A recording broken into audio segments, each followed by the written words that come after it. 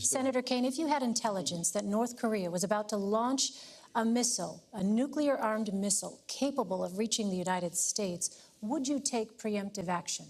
Look, a president should take action to defend the United States against imminent threat. You have to. The president has to do that.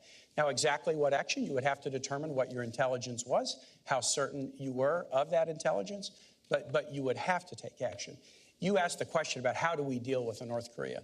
I'm on the Foreign Relations Committee. We just did an extensive sanctions package against North Korea. And interestingly enough, Elaine, the UN followed and did virtually the same package.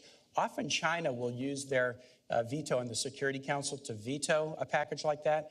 They're starting to get worried about North Korea, too. Yeah. So they actually supported the sanctions package, even though many of the sanctions are against Chinese firms, Chinese financial institutions. So we're working together with China, and we need to. China is another one of those relationships where it's competitive, it's also challenging, and in times like North Korea, we have to be able to cooperate. Hillary understands that very well. She went once famously to China and stood up at a human rights meeting and looked him in the eye and said, women's rights are human rights. They didn't want her to say that, but she did. But she's also worked on a lot of diplomatic and important diplomatic deals with China, and that's what it's going to take.